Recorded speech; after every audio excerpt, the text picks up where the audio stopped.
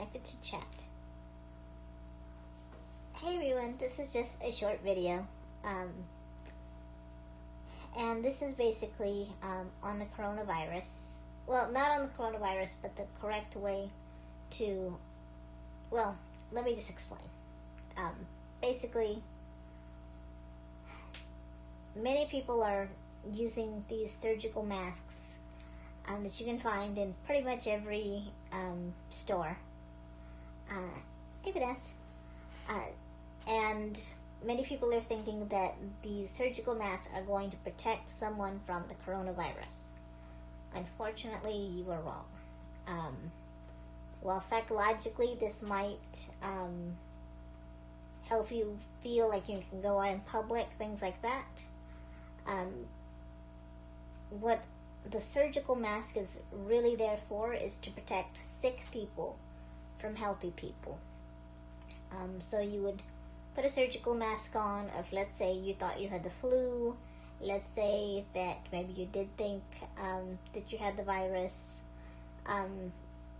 Things like that. But of course, their normal function is for surgeons to put it on while they're in surgery to basically protect the patient from anything that might come out of the surgeon's nose or mouth. It could be a sneeze, it could be a little spit while they're talking, giving directions. This is to make sure nothing falls into the incision or into the areas that are vulnerable while on the table. So it is basically to keep the other public safe. Now, if you go to a doctor's office, you may see it saying, if you feel that you have the flu or anything like that, please by all means put on a surgical mask to protect the rest of the people in the waiting room. Okay, that's what those masks are for. Now you notice that those masks are not sealed tight. They are not going to prevent airborne deterrents from getting to you. So this will not protect you from the coronavirus. Now, there is something called an N95 respirator. The reason why it's called that is because it prevents 95% of the particles to enter your system. So this is good for, again, healthy people to put on their face, the special masks. Normally construction workers use these, or anyone working with toxic fumes may use these, and they do have a very tight seal on the face. It goes on their actual face. They are instructed on how to put this on. This molds to their face. And if they breathe in and out, it should only go through the respirator. It should not go through the sides. And that's the main benefit to having these respirators. However, these are disposable too. So once a person is done with their shift, let's say they're a painter. So they put this respirator on, and they can go all day painting in those noxious fumes. These respirators are also used for people who work in healthcare who are dealing with people who might be heavily contagious. Let's say they're dealing with someone who has corona or who has Ebola or something very dangerous. So they would have these respirators on, and they would care for them. Now they would also have, of course, protective gloves, a protective suit, not necessarily a hazmat suit, because they're not actually dealing with the air, they're dealing with the patient. So they want to make sure that their hands, when they make contact with the patient, that you don't have any cuts on your hands where you'd have blood-to-blood contact, or you would have an open wound, things like that. Thanks a lot, Vanessa. So basically, that's how that works. So, while getting those surgical masks and buying them up in the store, do not panic. Like I said, a 95 respirator, it would be the way to go, but again, it's not really worth it in the long end, because the odds of you actually being exposed are highly... ¿Cómo estás? Muy bien, ¿ustedes? También. Okay, thank you. Sí. Are very low at this point. Something that happened to me is, well, it didn't happen to me, but it happened in my area.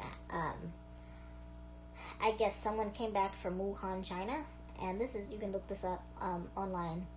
I'm not going to put in the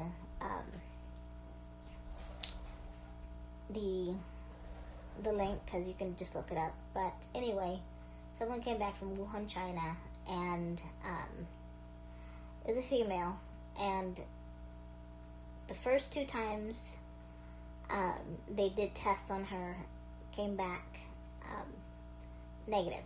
And this was from a clinic that she went to when she came back to the States. And then there was a 3rd test done by an independent researcher. So she had 3 tests done. The first 2 tests said that she did not have coronavirus.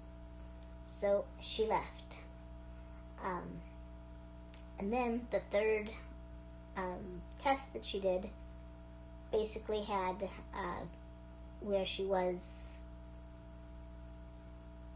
positive. Okay, by the time they realized she was positive, she had already spent 1 night at a hotel, an airport hotel, and she was at one of the biggest malls in my city, shopping actively. So immediately, people from the CDC came to the mall to find her. So people in hazmat suits, people, heavy duty precautions were taken, and I was just mortified, because this mall is near where I live, and it's the mall. Think about everything someone touches at the mall.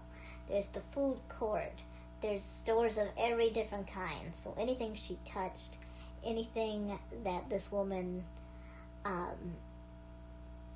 went through, as far as, like, you know, in the parking lot, if she touched someone's car, if she touched, she ate at the food court, if she used the restroom, she touched the toilet paper.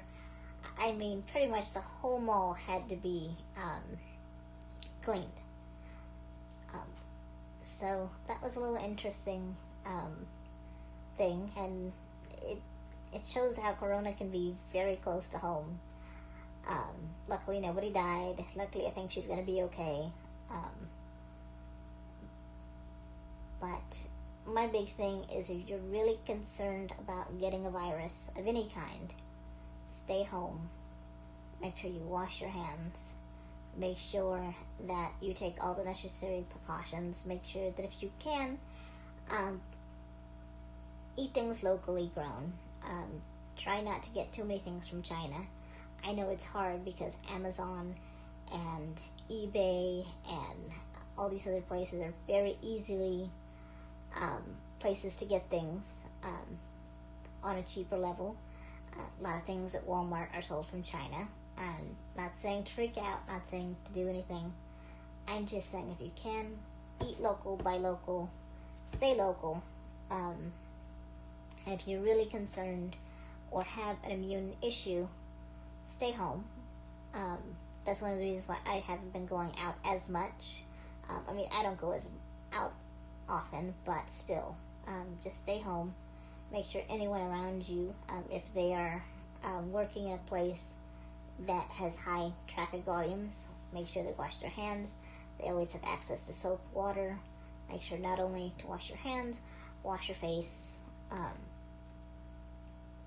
and just basic hygiene is what's needed. So that's my video of the day. Obviously, I have company, so I will talk to you guys later. Have a great day.